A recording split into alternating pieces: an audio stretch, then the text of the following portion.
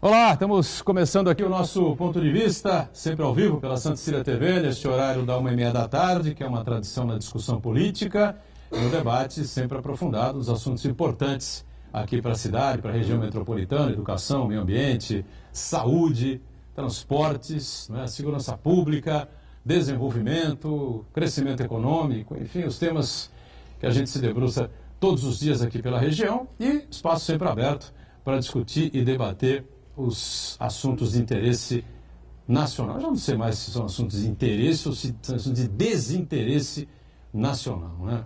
Porque não é possível um país andar para frente, recuperar a situação econômica, a estabilidade econômica, enfim, né? Trazer os investimentos tão desejados, né? Recuperar os postos de trabalho, os empregos, enfim, não é? De uma maneira, passou, já não é mais uma crise por dia, né? Já são 2, 3, 4, enfim, é interminável o número de crises e a oposição quieta. A oposição não faz nada. Está todo mundo sentado lá olhando a oposição a si mesmo que cria o presidente da República, né, Jair Bolsonaro, e os bolsominions, né, os filhinhos lá, o Carlos, né, o Flávio Bolsonaro e o Eduardo Bolsonaro, que foi dizer na tribuna na Câmara que se a coisa não se alinhar, enfim, as instituições vão para o espaço e o filme vai ser repassado, enfim, né, o filme volta e tal, né, e foi achincalhado pelo deputado paulista do PSOL, né, deputado de Barba, me fale o nome agora, se alguém lembrar. Ivan Valente, né? Ivan Valente desceu a lenha nele, como é que pode um sujeito que teve 1.800.000 votos subir na tribuna da Câmara e dizer uma barbaridade dessa, né? Enfim, situação confusa, complexa, quando por um lado a gente acha que a economia começa devagarinho a subir a ladeira de novo, vem essas questões políticas incrivelmente causadas pelo próprio presidente da República, né? Agora com essa reportagem aí da ontem do Jornal Nacional, então o circo pegou fogo de vez, né? Bom, lembrando que nós temos uma reprise de segunda a sexta aqui no Ponto de Vista, sempre pela Santa Cecília TV, a partir das 8 da noite, para você poder acompanhar também. Augusto Capô de Casa, diretor da Santa Casa, comparece e participa mais uma vez aqui do Ponto de Vista. Prazer recebê-lo. Tudo bem, né, Augusto? Tudo bem, Boturão. Obrigado pelo convite. A você, telespectador. Hoje o prazer de estar na bancada com o Pedro Gouveia, cidade de São Vicente, que eu tenho um carinho especial. E a gente sempre está preocupado, né, com cidades como São Vicente, Cubatão, Guarujá, que formam a estrutura da Baixada Santista, estejam bem, para que toda a população possa também estar bem. Prefeito de São Vicente, como disse o Augusto, Pedro Gouveia, né, do MDB, está mais uma vez aqui com a gente, participando conosco, né, para explicar aí uma série de situações. Né? São Vicente que vai aí de vento em popa, com a ajuda importante do governo do Estado, sempre colaborando aí com a gestão. É brincadeira, viu? Prazer recebê-lo mais uma vez, tudo bem? Olá, Boturão. Olá, Augusto. Prazer estar aqui com vocês, Marco, cada um dos nossos amigos aí que nos acompanham no Ponto de Vista. Eu tenho que dar risada, né? Você me saudar falando das ajudas do governo do Estado para a cidade de São Vicente. É uma provocação, uma história. Ou que seja... Prenúncio, né? Não, que seja uma fala que a ajuda que o governador tem dado à região. Eu estou procurando aqui qual ajuda que o governador está dando para a região, né? Até o presente momento, passaram 10 meses, não vi nenhum gesto em favor da nossa região. Mas vamos continuar torcendo por um bom governo do João Dória, por um bom governo também do Bolsonaro, embora as coisas todas que têm acontecido aí no decorrer desses 10 meses, tanto no nosso país como no nosso estado, elas não têm demonstrado que irão decolar, mas a torcida continua sendo grande. Marcos Santana na ponta, sempre aí acompanhando as redes sociais, as transmissões do Ponto de Vista, as novidades que vão circulando por aí. Tudo certo aí, Santana? Tudo certo, boa tarde a todos. Obrigado, Boturão. Cada dia mais surpreso com o que é capaz de fazer o presidente Jair Bolsonaro. Ontem, naquela live, ele se demonstrou uma pessoa completamente descontrolada e, mais uma vez, aí ele culpa o mensageiro em vez de explicar a mensagem. E o pior é que quem perde com tudo isso daí é o país, né? O país, o setor produtivo, os trabalhadores, todos nós que queremos que o Brasil avance no rumo de um país melhor. Infelizmente, é esse o cenário que nós estamos enfrentando nos dias de hoje. Eu quero cumprimentar você que nos acompanha ao vivo, convidar você a participar também do programa, mandando sua pergunta, crítica, sugestão, pelo Facebook. Ponto de Vista com Edgar Butrão, ou então por e-mail, contato@pontodevista.tv.br. O programa também pode ser acompanhado ao vivo pela internet, santaportal.com.br/tv. As edições anteriores do Ponto de Vista ficam disponíveis na internet também, no nosso canal no YouTube e na nossa página no Facebook. E você que nos acompanha a reprise às 20 horas, uma boa noite. Boa noite para você que está na reprise, sempre conferindo aí com a gente, né? Lembrando que o 1h30 às 2h30 o programa ao vivo, né? Até começar a reprise às 8 da noite.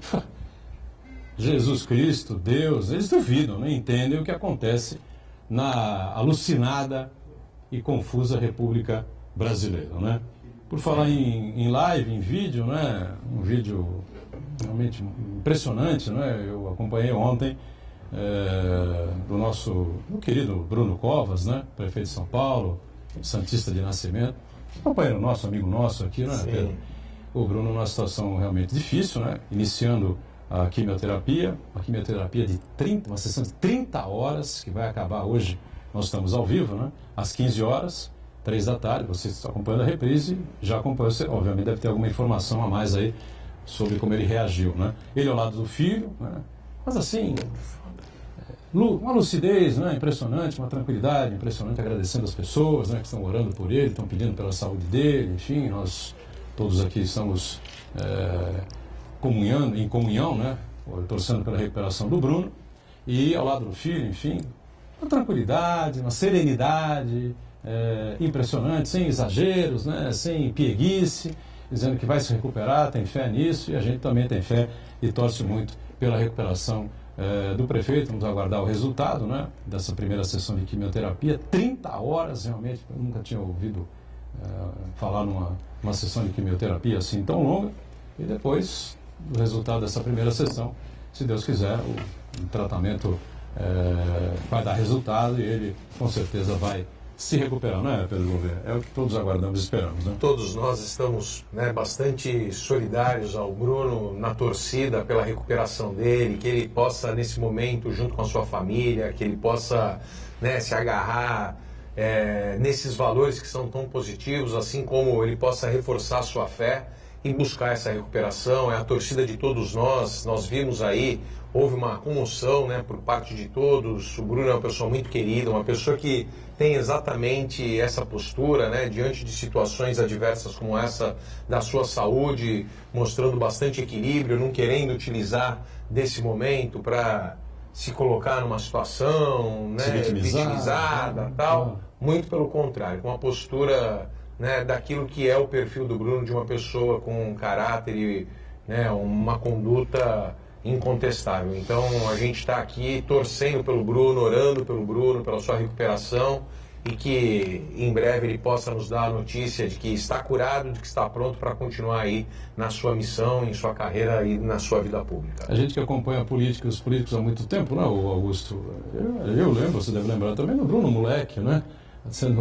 Acompanhando o Mário Covas pela mão, quando então o senador Mário Covas vinha aqui e tal, né? Como governador também, enfim. Então realmente é uma coisa impactante, né? Sem dúvida. Principalmente qualquer paciente oncológico, né? Mas um paciente jovem. E para você, eu queria só fazer aqui algumas observações importantes. Primeiro, esse ciclo de quimioterapia se dá em razão da estrutura física dele, né? Ele tá bem, é né? jovem, está bem, atividade física. Tanto é que, no primeiro momento, não foi diagnosticado nada, apenas uma infecção. E depois, através da trombose, preocupou. Como ele não tinha as características, não era do risco, foram fazer o PET scan, porque o câncer pode originar esse tipo de problema, e aí surgiu essa infelizmente, um enfrentamento bastante delicado, né? É importante que o aspecto físico dele e mental possam colaborar e contribuir para que ele vença esse momento da vida. E a prevenção, né? Quer dizer, os exames periódicos são importantes para que a gente possa sempre estar monitorando, né, qualquer adversidade. Mas acho que o nome Covas, né, ele que perpetuou a trajetória política do avô, sem dúvida nenhuma deve estar atraindo aí mensagens de todo lugar no sentido de um pronto restabelecimento. Pois é, mais um drama aí da família Covas e mais uma vez, né, a gente deixa aqui a nossa mensagem ao Bruno, né, a Renata, né, e a toda a família Covas, que haja uma pronta recuperação do Bruno, que a gente torce aqui diariamente no ponto de vista. Bom, o prefeito, eu falei nessa abertura aí dessa convulsão política causada pelo presidente, né, e eu tenho a impressão que isso, claro, que gera um transtorno diário, né, na política brasileira e acaba contaminando a economia do país, né? Nós estamos chegando em outubro, o ano acabou, né? Não tivemos praticamente nada, né? De novo, nenhuma novidade, né? Não foi criado um clima positivo para 2020 na área econômica, enfim. E a gente fica aí perplexo com o que está acontecendo, né? O olhar do político, o olhar do gestor, né? Que lida com a dificuldade do dia a dia, do orçamento lá de São Vicente, se tem dinheiro na conta para pagar o funcionalismo, se tem dinheiro na conta para trazer medicamento, essa coisa toda que você faz aí diariamente na prefeitura. E não sei como é que você vê essa situação toda, né?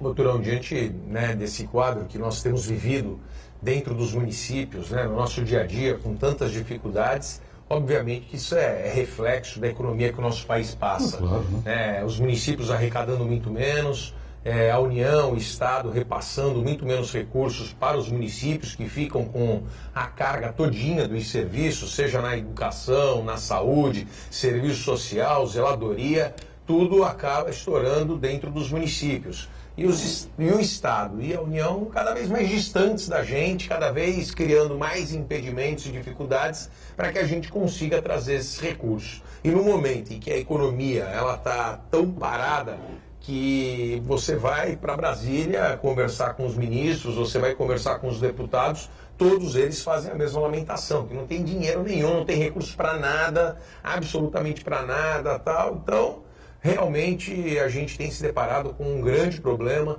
Hoje a gente governa os municípios com muita dificuldade. A gente tem a prioridade número 1 com a folha de pagamento, né, cuidando e respeitando aí dos nossos servidores, os nossos fornecedores. Obviamente que a gente tem que fazer mais com menos. Então, utilizando a criatividade, você começa a economizar em algumas pontas que você consegue economizar. Enquanto der para economizar, a gente está economizando e tentando manter esses serviços sendo feitos na cidade. Agora, óbvio que tudo perde o ritmo e não é atendido naquele ritmo que nós gostaríamos. Naquele ritmo de você dar uma celeridade a um pedido de um munícipe, ou até mesmo de você executar uma obra, porque tudo isso você começa a ter que fazer com recursos próprios. Então, haja vista a cidade de São Vicente, não sei se você lembra desse assunto, mas nós tínhamos, quando assumimos o governo, 7 creches abandonadas que estavam, né, em obras iniciadas, algumas delas, outras só existia o terreno, sujeira. A gente retomou todas essas obras. São Vicente era um problema com uma cidade dentro. É verdade. É verdade, um problema único que a gente teve que superar isso. todos os desafios. Mas essas creches todas, já inauguramos 3 delas, vou inaugurar a 4ª, nós estamos fazendo a ligação de energia definitiva para poder inaugurar a 4ª, inaugura as outras 3 ainda até o ano que vem. Isso tudo, o complemento da obra é com recurso próprio. Então a gente tem que manter o ritmo, a gente tem que continuar fazendo. Inauguramos recentemente 2 unidades de saúde na cidade de São Vicente, inauguramos 3 equipamentos de cultura, tudo isso nesses últimos 6 meses, alguns com recurso federal, outros com recursos próprios. E a gente tem que manter o ritmo, tem que manter os serviços, pagando o fornecedor, pagando o funcionalismo, não tem como a gente não pagar, mas estamos lá, cumprindo, né, as nossas obrigações. São Vicente está no caminho certo, aí mesmo diante de todas essas dificuldades que a gente vê o país enfrentar, o Estado de São Paulo que não coopera, tirou 170 milhões da cidade de São Vicente, o governador João Dória, o PSDB, tirou 170 milhões de uma canetada dia 2 de janeiro, sendo que 100 milhões, 110 milhões aí estavam destinados para a saúde, custeio, obra, fazer a obra do pronto-socorro, tirar o pronto-socorro de dentro do hospital, descentralizar esse serviço, fazer um serviço de qualidade para a população, mas infelizmente o governador não teve essa sensibilidade com a primeira cidade do Brasil. Você citou aí a idas a Brasília, né, e aos ministérios, claro, é lamentável, é um absurdo, mas os prefeitos são obrigados, né, a ter esse tipo de atitude para poder ter recursos, né, minimamente razoáveis para poder tocar as suas gestões, as suas administrações, né? Quando o ministro Paulo Guedes fala no Pacto Federativo, já falei aqui, revisão do Pacto Federativo, já falei aqui 1 milhão de vezes, vou falar 1.000.001, e eu dou total apoio a ele. Acho que é absolutamente correta essa ideia, né? Embora ele fale um monte de coisas que ele não tira do papel, não consegue executar, fica só na garganta, né?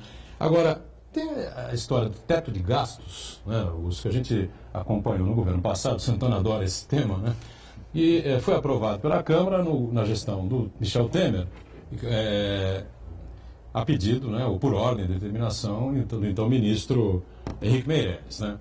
E a gente debateu aqui muito nessa tese, que, claro, tudo na vida tem que ter um teto, tem que ter um limite, você não pode gastar, né, do jeito que quiser, como quiser. Agora, eu sempre me bati na questão da saúde e da educação, né? O Augusto é hoje especialista no assunto, você como prefeito, claro, sabe o custo da educação e da saúde, né? Não há um equívoco nessa coisa. Teto de gastos na educação e na saúde. Você não poderia fazer um teto de gastos assim em todos os setores da gestão, da administração? Você fica à vontade aí para debater esse tema aí, porque você já falou sobre esse problema, os ministérios não têm dinheiro. Recentemente, o secretário de saúde aqui de Santo Fábio disse a mesma coisa, esteve em Brasília, falou com o ministro Mandetta, enfim, o ministro falou para ele, olha, sinto muito, mas até 2020. Veja, Boturão, a minha opinião é que o problema não é o teto, o problema é a falta de dinheiro para você, muitas vezes, cumprir as suas obrigações. Em saúde, nós aplicamos 32%, enquanto é estabelecido pela lei 15%. Ou seja, o país a gente coloca mais do que o dobro e ainda falta.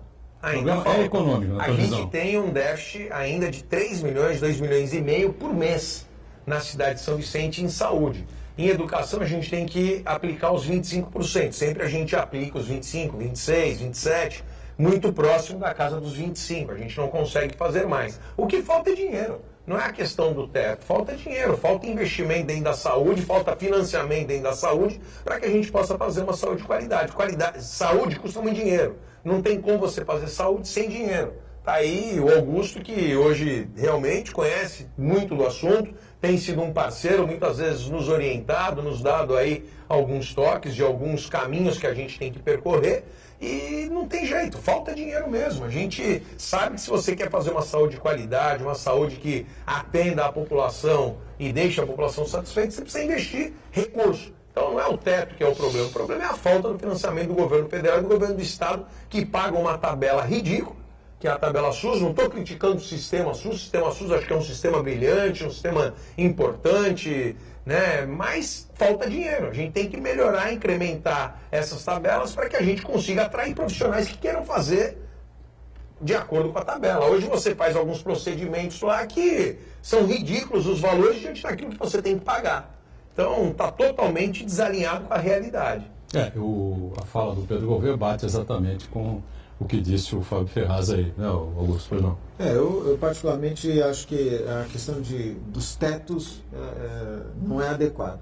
Você não consegue estabelecer, no caso da Santa Casa, nós temos uma contratualização do SUS, nós temos um teto de alta complexidade e um teto de média complexidade. Quer dizer, acima daquele valor, a gente você precisa atender, porque ninguém vai falar para um paciente que está numa cirurgia, né? Você não tem lá um placar quando o paciente entra na cirurgia, quando bate o teto, para tudo, fecha o cara e não funciona assim, né? Então, quando o governo criou os tetos, na verdade foi uma forma, eu acho que simplista, não é? Quer dizer, você estabeleceu um valor, olha, daqui para cima você não pode gastar. Um valor ou um percentual? Não falta dinheiro, não falta dinheiro. Isso é uma coisa que nós vamos começar a discutir, né? Não falta dinheiro. São Vicente, quando o prefeito diz assim, não tem dinheiro, é porque ele não recebe o dinheiro. O governo federal tem uma arrecadação, se você analisar os números do governo federal, que é o grande controlador das receitas, a arrecadação brasileira é fenomenal, é fora da realidade. Se você comparar com os outros países, a carga tributária que é imposta aos empresários e às pessoas físicas, porque todos nós aqui que somos assalariados, nós pagamos imposto de renda. Salário não é renda, salário é o teu dia a dia, né? É o que você sobrevive. Mas você paga sobre essa receita, aliás, esse salário. E olha, uma coisa simples, você sabe que o síndico hoje, o camarada que é síndico, eventualmente no condomínio dele existe aquela regra de 50% de desconto, ou às vezes até isenção, o governo taxa INSS sobre essa isenção. Então, os condomínios pagam em cima de uma isenção que o síndico tem para administrar um rateio de despesa. Mas você falou uma coisa importante. O prefeito de São Vicente, aqui o Pedro Gouveia, ele não recebe o recurso. Não há dinheiro, o dinheiro não chega. Se ele não recebe, para ele o dinheiro não chega. O dinheiro existe. Mas por que o dinheiro não chega para o prefeito? Porque os municípios não estão recebendo uma repactuação adequada. Os municípios recebem... Veja, tem cabimento um município investir 32% em saúde? E ainda tem um déficit de 3 milhões mês. Se a saúde ela é uma obrigação do Estado e do governo federal... Ele não deveria colocar dinheiro, ele poderia dizer assim, olha, eu vou ter uma atenção especial num determinado assunto, num determinado tema, numa determinada especialidade. Agora, como é que ele investe esse valor? Ele vai ter que criar subterfúgios e aí cai em cima dele a segurança, porque o munícipe, quando tem um problema de segurança, ele bate na porta do prefeito, do vereador. Ele não vai até Brasília, né? Nem na casa do presidente. Então, veja, a arrecadação do governo federal é monstruosa. Aí ela vai se perdendo. Não é? E os programas que fazem os incentivos, não é? Será que estão bem distribuídos? Será que os estados estão recebendo a sua cota parte adequadamente com a sua arrecadação? Nós temos hoje que ser feita uma correção, falando do caso de São Vicente, uma correção no teto MAC. É um absurdo. Não é só São Vicente, a Baixada toda. Especificamente de São Vicente. A gente tem lá um incremento para receber, a gente não consegue. Não vai receber. Já está aprovado e comprovado que a gente precisa aumentar, que a gente tem o direito, mas não recebe. Isso é em relação ao Ministério. Agora a saúde. Agora, aonde você tem o dinheiro? Esse dinheiro está sumindo. Esse dinheiro não está chegando para a gente. Uma coisa que a gente tem direito, que é para incrementar o nosso teto, que é para poder colocar o recurso de algo comprovado que a gente, né, São Vicente tem o direito, você não recebe. Você vai lá falar com o ministro fala que não tem dinheiro. Fala que não tem dinheiro, não tem dinheiro, a gente não vai poder ver isso esse mês, tal, esse ano, tá sem dinheiro, orçamento. Quando o ministro fala que não tem dinheiro, Pedro, é grave. É grave. Porque a arrecadação, é grave. O orçamento do Ministério é um orçamento... Veja, nós vamos abrir essa conta e entender para onde Veja a questão, todo mundo falava. Todo mundo falava dessa questão dos mais médicos aí. Mais médicos, não sei o que, é isso, é aquilo e tal. São Vicente já perdeu aí 12 médicos, vamos perder até março, abril do ano que vem mais 7, 8 médicos. 20 médicos. E não tem reposição. Não tem reposição. O governo federal não repõe. Não repõe. Mas olha a incoerência. Quando ele cancelou os mais médicos, ele criou um dia, cancelou os mais médicos. No dia seguinte, abriu a inscrição para os médicos brasileiros. A matéria de vários jornais, principalmente no SBT e na Record, foi qual? Preenchido todas as vagas. Você lembra disso? Logo no dia seguinte, 28 mil médicos. A gente está perdendo 20 médicos no ano e não tem reposição. E olha, a crítica que se vê, eu não estou defendendo, pelo amor de Deus, não estou defendendo uma medicina precária. Regime cubano, nada disso. Eu estou aqui defendendo coisa nenhuma. Se você fizer uma pesquisa, eu quero médico. Se você fizer uma pesquisa do médico que era cubano, se é trabalho escravo ou não, essa é uma outra característica. Também nós temos que discutir. Mas se você pegar uma avaliação, a avaliação dos médicos que vinham de Cuba era uma avaliação boa. Não era uma avaliação ruim, era uma avaliação boa. Então, e ele é um ser humano, ele quer, se ele puder trabalhar. Veja, se ele está ali, quantas pessoas você conhece que trabalham, às vezes, tem um subemprego no Brasil, são brasileiros e estão ali. Quer dizer, fica o livre-arbítrio da pessoa escolher a atividade que ela quer. Uma precipitação, lamentavelmente. Só para complementar, até seguindo a linha do Augusto Capô de Casa, não é que falta dinheiro no Brasil. O orçamento de 2019, por exemplo, é de 3 trilhões 200 bilhões de reais. É dinheiro, muito dinheiro, né? O problema como esse dinheiro é distribuído, né? Então, logicamente, ninguém é louco aqui de que o poder público vai gastar mais do que arrecada. A grande questão é como esse dinheiro é distribuído, né? Por exemplo, 40% de toda essa arrecadação foi para quê? Para o serviço da dívida, quer dizer, para pagar aqueles títulos da dívida pública, os juros, né? Então, quando vem aquele especialista moderno na televisão, olha, eu vou multiplicar o seu dinheiro, ele fala justamente isso aí, compre mais além da dívida pública. Em vez de investir em ações no mercado produtivo, né, em empresas. Sim, você sabe que hoje o mercado de corretoras que estão explorando o Tesouro Direto é um negócio monstruoso. Assim, é muito fácil. O que é o Tesouro Direto? Financiar a dívida. Exatamente. O investidor que é morador no país está financiando uma dívida pública. E é recurso que deixa de ir para saúde, educação, né? Em resumo, Edgar Butrão, quando a gente critica o teto dos gastos, a gente critica o fato de você cortar o leitinho das crianças e manter ali o uísque do cunhado vagabundo que não trabalha e manter esse privilégio. Um intervalo, voltamos já já.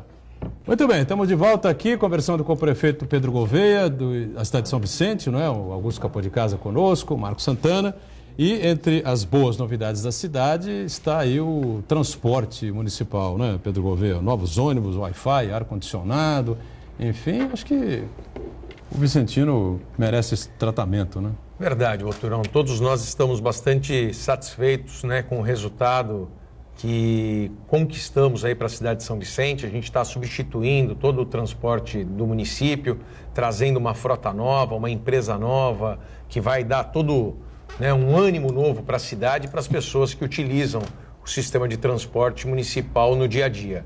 Hoje nós temos as lotações, o transporte alternativo, um transporte que foi fundamental durante todos esses anos, mas que envelheceu e não houve ali uma renovação, não houve ali uma modernização nesse transporte. E aí nós tínhamos um TAC, um termo de ajustamento de conduta, assinado com o Ministério Público, desde a época do prefeito Tércio, que nunca foi cumprido. E aí nós agora conseguimos, né, cumprir esse termo, conseguimos fazer uma licitação e colocar uma empresa vencedora para que pudesse executar esse serviço. Então, a partir agora da segunda quinzena de novembro, até o final de novembro, inicia esse novo transporte com ônibus novos, Wi-Fi, ar-condicionado em parte desses ônibus, gradativamente todos terão ar-condicionado, acessibilidade, reconhecimento facial. Então, a gente vai ter também para poder ter a questão das carteirinhas de gratuidade, etc. e tal. Então, tudo isso vai ser muito positivo para a cidade.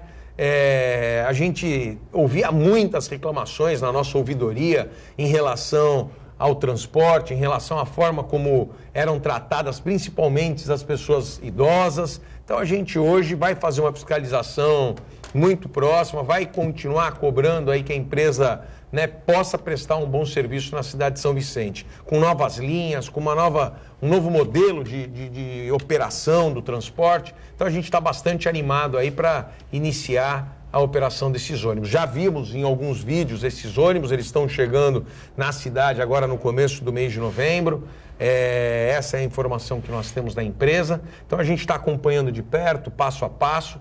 É uma implantação de um transporte em uma cidade grande, é uma implantação que a gente sabe que precisa ser minuciosamente muito bem trabalhada para que não tenha nenhum transtorno, até porque essa mudança ela vai gerar um impacto num primeiro momento, até, né, os novos motoristas se acostumarem com as linhas. Enfim, a gente tem um ajustamento que tem que ser feito e a gente vai ficar em cima, auxiliando e participando e ajudando para que tudo aconteça de uma maneira bem tranquila e que a gente tenha um ótimo resultado. Isso vai ser um ganho sensacional para a cidade de São Vicente. Prefeito. A gente, em toda a história de São Vicente, nós nunca tivemos uma empresa de ônibus que prestasse um bom serviço em São Vicente. Tivemos durante anos a aviação, que São Vicente era conhecida como a cidade que recebia os piores ônibus da aviação.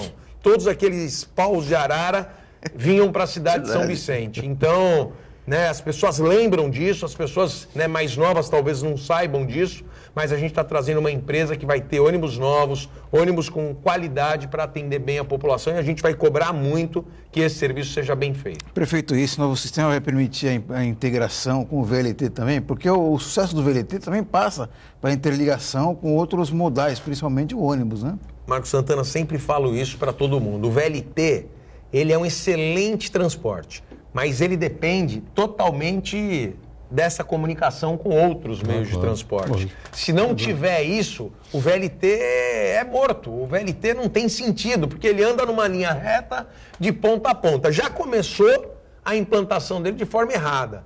Na minha opinião, tinha que ter começado na área continental, porque a grande massa que abastece o VLT, ela é de São Vicente e é da área continental, que se desloca todos os dias para Santos. Então a gente tinha que ter iniciado em Samaritá, começando em São Vicente e aí ampliando para Santos. Hoje a gente está na segunda fase, que vai até o Porto, mas a gente não vê o governador falar da terceira fase, que é a fase mais importante, no meu modo de ver, para poder abastecer o VLT, para poder dar essa massa, esse público, para poder no dia a dia custear a operação do VLT, que é uma operação caríssima e que o governo do estado tem que ficar aportando recursos todo mês. Então, se tivesse invertido isso, aportaria menos recursos e estaria fazendo essas obras, todas elas de maneira muito mais rápida.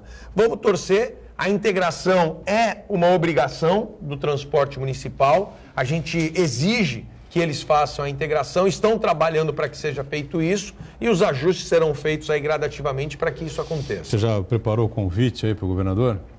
Porque nós continuamos aqui no programa na campanha Dória Venha à Baixada, não é? Vou convidar ele para encenação, para participar desse belíssimo espetáculo que todo ano nós fazemos na cidade de São Vicente. São Vicente, Santos, Cubatão, Praia Grande, Guarujá, não é? E os outros municípios esperam ansiosamente uma visita do governador João Dória. Ele se elegeu em outubro de 2018, há um ano que ele não desce a Baixada Santista. Ele veio a um evento no Sheraton Hotel, mas que ele levantou o voo no heliponto do Palácio dos Bandeirantes, desceu no heliponto do hotel, né? Desceu por elevador, participou do evento, subiu o elevador, pegou o helicóptero e voltou para o Palácio dos Bandeirantes. Você não pisou em Santos, muito menos em São Vicente, em Cubatão, Guarujá, Praia Grande. Então, segue a campanha aqui no Ponto de Vista. Dória, venha à região. Aí você vai ter uma ideia do que o prefeito está falando. Não adianta o Caio França, deputado, chegar e dizer, governador, está precisando, isso e aquilo. Outros deputados concordarem, ajudarem, enfim, Kenny, o Tenente Coimbra, né, o Paulo Correia, enfim, uma coisa é os deputados dizerem, né, Augusto? Outra coisa é o governador descer aqui e olhar aquilo que está sendo dito, está sendo reclamado, pedido pelos prefeitos, né? Sem dúvida, conhecer a região é uma obrigação, né? Ele tem uma obrigação de conhecer a região. Eu só queria reforçar o que o Pedro Gouveia colocou. Quando se extinguiu o TIM, que era o transporte intermetropolitano, que era um transporte ferroviário, trazia toda a população da área continental para trabalhar para cá. Esse sistema foi... nunca me esqueço, eu me lembro um dos motivos que fizeram acabar com o TIM, que diz que a população de São Vicente pulava a catraca. Eles não pagavam a passagem. Então acabaram, o governo do estado na época acabou com o TIM. O TIM precisava de ser modernizado, né? Sim, mas veja só. E tal, ao invés de reformar e modernizar, acabaram com o TIM. Agora, se você lembrar, você vai lembrar que você é um jornalista atento, o dinheiro da venda daquela área da FEPASA, ela teria como objetivo a reestruturação do TIM, investir no TIM. Acabou se esquecendo, esse dinheiro entrou para os cofres lá da FEPASA, ou do governo do estado, acabou se perdendo. Anos depois, a população de São Vicente, principalmente da área continental, sofrendo, em alguns casos pegava até 3 conduções, até se organizar. Você tira um modal de uma hora para outra, você tem um tempo, né? Quando chegou a ideia do VLT, o Pedro colocou muito bem, uma falha grotesca. Né? O VLT começava depois da Ponte dos Barreiros, deixando de lado a área continental de São Vicente, que era a grande cidade dormitório. Né? Você tem muita gente que trabalha em São Vicente, em Santos, e mora na área continental. Nós não podemos esquecer o Maitá, que é originário da Coab de Santos, tem muitos santistas morando no Maitá. Então, veja, essa falha fez com que o VLT talvez não tivesse a mesma dimensão que deveria ter. Fico feliz aí, eu nem sabia que existia essa propensão nessa etapa de contemplar a área continental. Agora, alguém tem que acordar lá o governo do estado e dizer, olha, não esqueça da área continental de São Vicente. Pô, o governo do estado, hein? E aí a gente aproveita para... descumpriu, né, o que ficou acordado, conveniado, contratado, né, pelo governo Márcio França, a primeira vez na história do governo do estado de São Paulo que um governador faz isso.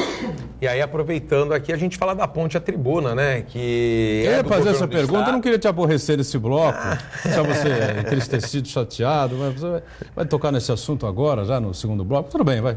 Vamos lá. Ponte dos Barreiros. Falando da área continental, a gente tem que falar da Ponte dos Barreiros. Tem um carinho enorme pela área continental, a gente tem feito muitos investimentos na área continental, levamos pavimentação, levamos novas creches para a área continental, levando agora uma nova iluminação também para a Avenida Quarentenário, para a Lagoa do Quarentenário, estendendo isso para outros bairros. Temos muitas outras obras a serem feitas lá, mas não adianta nada se a gente não tiver a ponte reformada. A ponte tem um estudo contratado pelo governo do estado, que é um projeto executivo que deve sair agora em novembro, dezembro, por uma empresa chamada Malbertec, e que ali prevê a obra da ponte, a tribuna. Salve. 30, Salve, 40 Jorge. milhões aproximadamente. A gente tem feito uma campanha agora, comecei a fazer essa campanha pela internet, pedindo para que nos ajude, né, a cobrar os deputados e o governador para que ele possa tomar providência e assumir essa responsabilidade. Não há sombra de dúvidas de que a ponte ela é do Estado.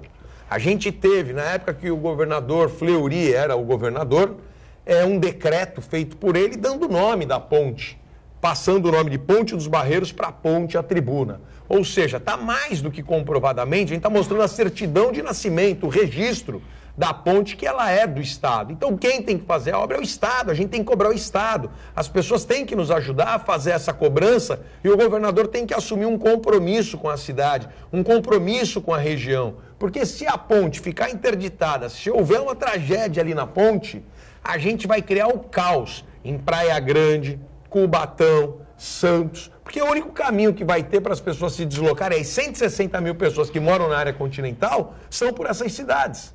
Então a gente precisa chamar a atenção do governador, enquanto não acontece uma tragédia, governador, nos ouça, é simples para o Estado fazer isso. Deputada Janaína Pascoal, deputado Caio França, fizeram uma emenda no orçamento pedindo a reforma, a obra da ponte à tribuna, que a gente possa ser atendido, que os outros deputados nos ajudem também nessa cobrança, que a população comece a cobrar o governador, porque a gente fica naquela discussão e não cobra, quem de direito tem que cobrar. O responsável legal da ponte é o Estado, é o governador João Dória. Foi eleito para resolver os problemas do Estado. Nos ajuda, governador. Governador João Dória, vem aqui, é perto, pode vir de helicóptero se você quiser. Pode descer lá na Portuguesa, pode descer lá no heliponto do Sheraton, no heliponto segundo do Bill. Mendes, no segundo Bill, pode ser também e tal. O Pedro vai recebê-lo, o Paulo Alexandre vai recebê-lo, o Mourão, seu amigo, vai recebê-lo, né? O Ademário, ou o próprio prefeito de Guarujá, enfim. Qualquer um dos prefeitos vai recebê-lo, os outros prefeitos irão juntos, vai ser bem recebido. Não vai ter ovo, não vai ter vaia, o pessoal do Major Olímpio não vai se posicionar para começar a vaiá-lo, a xingá-lo, porque não tem reajuste prometido para a PM, essa coisa. Não vai acontecer nada disso. Vai só andar pela Baixada Santista e observar os problemas, as dificuldades e a ajuda que o Estado tem que dar. Pô, intervalo, voltamos já. Muito bem, sequência do nosso ponto de vista, Marcos Santana aí com isso, o Uriel Vilas Boas acompanha a gente aqui e a gente estava falando sobre a questão da distribuição de verbas, né, nas esferas dos poderes.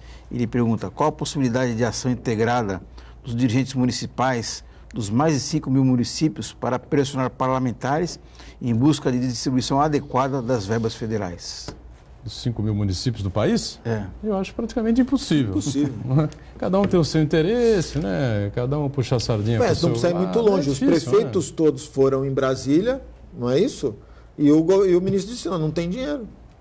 Não foi isso, Pedro? Não tem dinheiro, não tem dinheiro. E não tem dinheiro. A fala é essa. Hoje não tem E dinheiro. não mesmo, tem né? dinheiro para vacina. Não tem dinheiro, né? Não tem dinheiro para vacina. Essa confusão toda de logística de vacina aí... Isso aí não tem dinheiro para vacina. Não tem vacina Tá na também, cara, né? não tem vacina, Não tem pessoal. vacina. Vai chegando... Nenhum lugar tem vacina. No picadinho ali, a gente Tem vai vacina. E são fazendo as na medida do vacinas- possível. Olha, eu São as queria- mais simples, né? Essa questão da Ponte dos Barreiros, em 1998, 21 anos atrás, 1998, já sabia-se dos problemas da Ponte dos Barreiros. Ela tem o Pedro foi vereador, né? ela sabe disso. Ela tem um histórico, né, Augusto? Em 95 ela foi finalizada, mas com um histórico extremamente problemático, Sem né? dúvida. De ter sido interrompida na metade da construção, uma sessão extraordinária feita sobre a ponte. A Câmara de São Vicente reuniu todos os vereadores, fizeram uma sessão extraordinária para chamar a atenção das autoridades. É isso que a gente vai ter que fazer. Teve aquele episódio, salvo engano, o Walter Feldman teve fazendo, não vou recordar agora, o deputado que veio fazer uma vistoria, até um problema junto com a Câmara Municipal, toda corroída. Quer dizer, não é um problema, não é um negócio que, olha, aconteceu ontem, não, são décadas. E aí, foi o que nós conversamos no bloco anterior, é assim, qual é a responsabilidade do município numa ponte como essa? Nenhuma. O município não tem como tirar dinheiro do orçamento para arrumar uma ponte como essa, que é uma obrigação do Estado. Veja, mesmo que não fosse uma ponte do Estado, ela faz a ligação da ilha ao continente, portanto é uma obrigação do Estado. E aí, assim, a discussão é, olha, eu particularmente pudesse opinar, não tenho esse grau de representatividade política, mas se eu fosse opinar, eu diria o seguinte, olha, a Ecovias quer fazer a ponte aí do túnel, não sei o que eles vão fazer, olha, tem que fazer uma ponte nova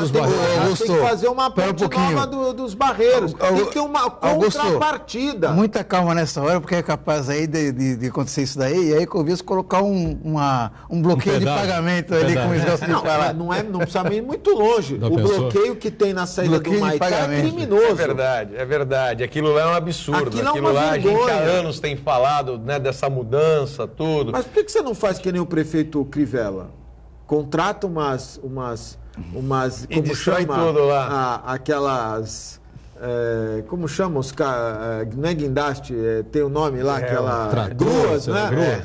Ele destruiu o pedágio. Mas olha, não é por nada não. Aquele pedágio não é por nada não. Não era essa expressão que eu queria dizer. Eu queria ser mais agressivo. Mas aquele pedágio ele é criminoso. É uma vergonha. É um absurdo. E só prejudica o morador da área continental. E inviabiliza investimentos que a gente quer trazer para a área continental de empresas que gostariam de se instalar naquelas áreas todas que a gente tem disponível pela área continental. Já recebemos diversas visitas e aí o custo operacional acaba, obviamente, subindo e aí o empresário ele coloca na balança lá, ele faz a conta na calculadora e vê. E olha, se é positivo, ele vem. Não tem necessidade daquele pedágio, porque a remuneração da imigrantes e da própria Anchieta, que já existia, você concorda comigo? Colocaram lá o pedágio da Anchieta, mas a Anchieta já existia. Eu nunca entendi bem esses pedágios aí, alternativos aí que a Ecovias deu na Anchieta. Nenhuma. E aí tem um pedágio ali que atinge principalmente os moradores da área continental, que é criminoso.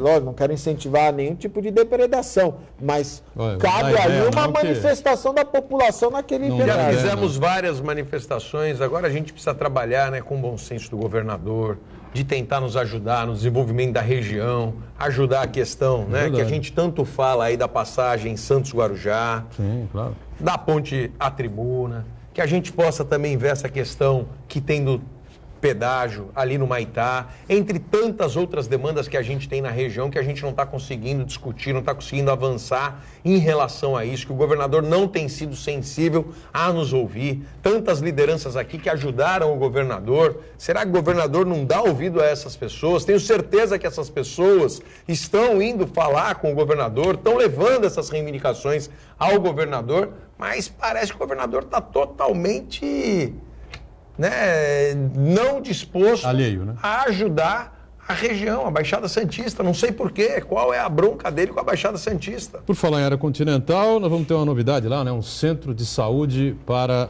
animais, né? Sexta-feira nós estamos inaugurando um trabalho pioneiro na região. Recentemente entregamos um castramóvel. A gente tinha esse trabalho centralizado só nas zoonoses, ali no Votoruá. Agora a gente colocou um castramóvel que já iniciou as operações também na semana passada, na quinta-feira passada, no Gleba 2, na área continental. Toda semana a gente vai estar girando um bairro, fazendo 50 atendimentos, pelo menos, 50 cirurgias de castração. Por semana? Por semana com o castramóvel. Com as 600 que nós já fazemos na zoonose, são 800. Mais agora, as intervenções, essas castrações e outros atendimentos que a gente vai estar fazendo na UBASA, que é a Unidade Básica de Saúde para o Animal, que a gente está inaugurando na sexta-feira, ali do lado da subprefeitura, no Rio Branco.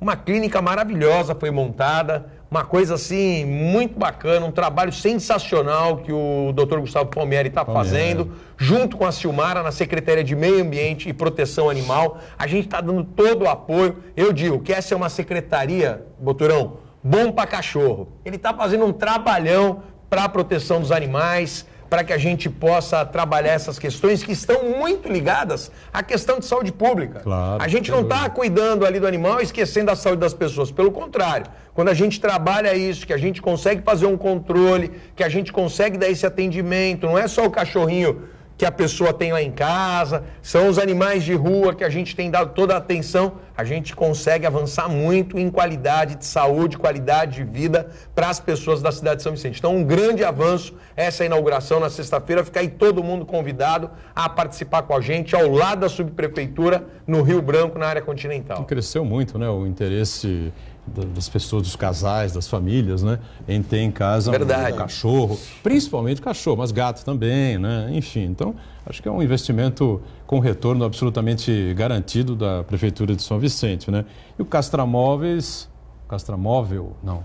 Nós temos um castramóvel. Um castramóvel, né. Um castramóvel é fundamental para tentar evitar a reprodução excessiva, exagerada, né, dos cachorros, gatos, enfim, porque senão ficam aí jogados pelas ruas, né? Os cachorros soltos, perdidos, a pessoa pega, depois não consegue cuidar, já tem um, fica com 3, 4, não tem ninguém que queira, e solta os animais que não tem condição. Porque hoje você tratar um animal, cuidar de um animal, de um cachorro especialmente, enfim, o custo não é brinquedo, tá certo? Então, já falei aqui algumas vezes, né? A gente às vezes recebe aqui o Eduardo Filetti também, que passa sempre essa orientação.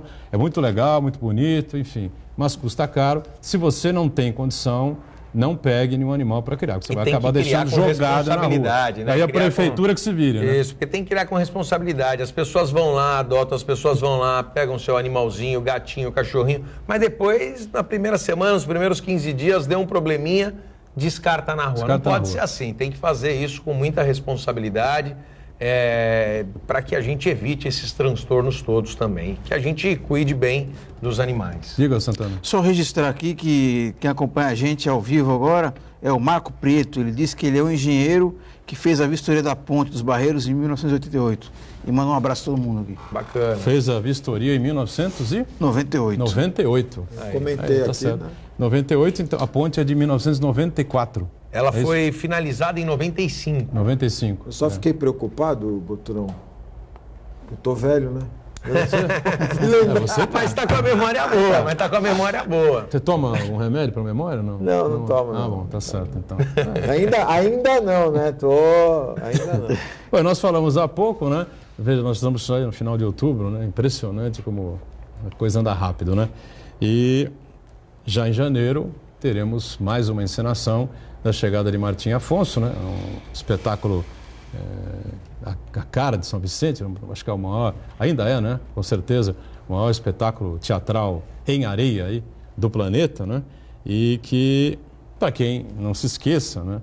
Um ano antes do Pedro Gouveia assumir a prefeitura de São Vicente, a cidade não teve, né, a realização desse espetáculo, né? Da chegada de Martim Afonso, né? A encenação da chegada de Martim Afonso. Não tinha dinheiro, não podia, não sei o quê, tiveram que fazer um improviso, né? É verdade, na Casa Martim Afonso, na casa do Instituto Histórico. Fizemos lá enfim, né?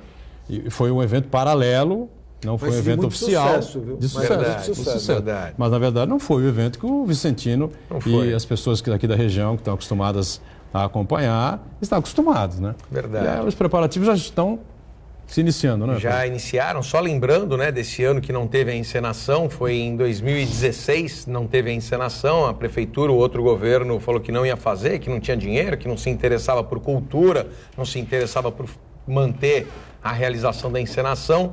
Nós nos juntamos lá, na época, Paulo Costa, eu, Marquese, alguns atores, né, da comunidade, e começamos a fazer um movimento, conseguimos apoios aí na época, junto com o governo do estado mesmo, a gente foi, junto com outros parceiros, e realizamos a encenação. Foi uma encenação muito bonita. Na época nós tivemos até o nosso secretário de turismo, Henrique Marques, que é médico, cantor, compositor, que é uma figura lá, super parceiro nosso, foi o nosso Martim Afonso. Fizemos uma baita de uma encenação, né? Foi muito legal, com a colaboração de todos. Então, a encenação não pode parar. E a gente está iniciando agora mais uma fase. Em 2020 teremos a encenação com grandes novidades. Já iniciamos hoje as inscrições no saguão da prefeitura, as inscrições estão sendo feitas. Então a gente deixa aí o convite também para que as pessoas participem, para que as pessoas possam estar com a gente dentro, né, desse espetáculo grandioso que é a encenação, onde a gente valoriza a história e a cultura vicentina e, obviamente, que do Brasil, né, da formação do nosso país pela célula máter da nacionalidade, que é São Vicente. É uma referência, sem dúvida nenhuma, né, a encenação da chegada de Martim Afonso. Diga. O Marco Preto voltou a entrar em contato com a gente, que eu perguntei para ele nos contar qual que é a situação que ele encontrou daquela ponte em 98. Ele disse que na época ele alertou sobre a corrosão, está com necessidade de reparos a médio prazo. Ele disse que uma empresa foi contratada, porém ele não acompanhou os trabalhos. Se foram feitos, não era para estar nessa situação, diz ele. Com certeza, então, alguma coisa falhou, né, Pedro, na manutenção aí da ponte, né? Porque não era para estar da maneira que o prefeito está colocando aqui, né? Bom, a gente falou bastante de saúde, a situação é difícil, a gente sabe que a prefeitura faz aí um esforço terrível, né, como fazem aqui Santos, enfim, outros municípios, para manter uma boa qualidade na saúde pública, lá em São Vicente. E eu queria saber o Hospital São José, como é que vem caminhando aí? E segue a parceria com a prefeitura, não? Enfim. O Hospital São José é um hospital que hoje atende, né, particular, atende os planos de saúde. Não atende SUS? Não atende SUS. Nós tínhamos a intenção de ampliar a parceria que nós temos com eles, de colocar o atendimento SUS. Nós estaríamos com a mudança do pronto-socorro de dentro do hospital e a reforma do hospital, a gente estaria levando alguns serviços que a prefeitura faz para dentro do Hospital São José. Tanto que nós alugamos uma parte a mais, foram 20 e poucos leitos lá, 26 leitos, 23 leitos que nós pegamos a mais dentro do Hospital São José, porque ali nós já temos a maternidade que é do município, que a gente utiliza o Hospital São José, uma parte do Hospital São José, para tocar a nossa maternidade. Essa maternidade, a gente paga um aluguel, a gente paga ali uma subvenção para o Hospital São José, para que a gente possa utilizar aquele espaço. Nós estamos com alguns planos na área da saúde, que são super importantes. Soltamos esses dias um chamamento, esse chamamento para a construção de um pronto-socorro na cidade. Então, alguém que tem interesse de fazer a construção de um prédio para servir de pronto-socorro, a prefeitura vai estar alugando esse imóvel, obviamente passando por toda uma avaliação, por vários critérios importantes, mas nós estamos com essa disposição, porque daí tirando o pronto-socorro de dentro do hospital, a gente volta àquele nosso plano de fazer uma reforma no hospital e aí utilizar esses 20 e poucos leitos do São José e aí levar o serviço SUS para dentro do Hospital São José, que é um hospital que fica muito bem localizado, claro, que a gente precisa fazer, né, um bom uso daquele equipamento, grande, a gente precisa, grande, exatamente, né? A gente precisa fazer com que essas parcerias sejam ampliadas, aí é o nosso desejo, é o trabalho que a gente tem corrido para fazer, mas por conta desse cancelamento dos convênios com o governo do estado, nós não pudemos avançar.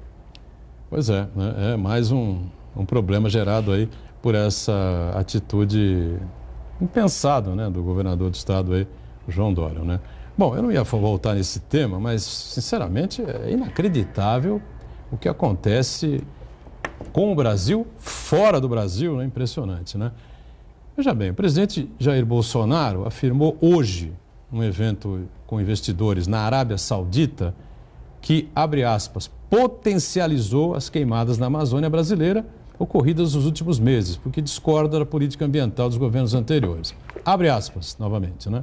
Há poucas semanas o Brasil foi, ele falando, há poucas semanas o Brasil foi duramente atacado por um chefe de Estado, Macron, né, da França, sobre as questões da Amazônia. Problemas que acontecem anos após, que é da cultura por parte do povo nativo, queimar e depois derrubar parte de sua propriedade para o plantio para a sobrevivência. Mas foi potencializado por mim, exatamente porque não me identifiquei com políticas anteriores adotadas no tocante à Amazônia. Dá para acreditar nisso ou não? Difícil de acreditar.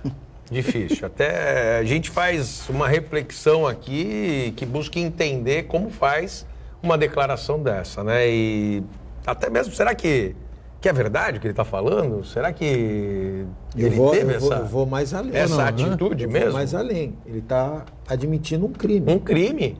Eu ia questionar isso. Né? Eu acredito que ele tenha se expressado mal, que ele tenha... Se isso está nas redes sociais, não de ouvir dizer... Tem um vídeo aqui. Tem um vídeo dele dizendo que ele potencializou as queimadas e está admitindo que ele cometeu um crime. É lógico. Ele pode ser afastado. Ele pode responder um processo criminal.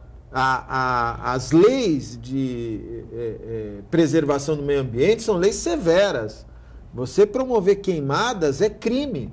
Então veja, nós temos que começar a parar, as pessoas precisam começar a parar de homenagear pessoas que precisavam estar fazendo tratamento psiquiátrico, né?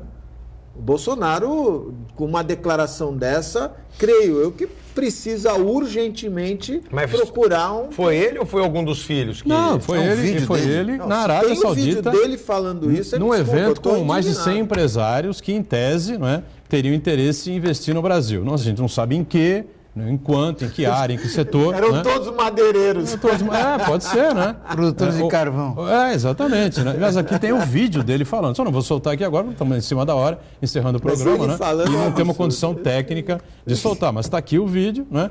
Você entra aí no UOL e vai ter aí essa informação. E na hora que eu estava lendo isso, eu estava fazendo esse raciocínio que o Augusto colocou aqui. Ele está assumindo, então, um crime contra o meio ambiente, contra a Amazônia brasileira. Pedro Gouveia, prazer recebê-lo aqui.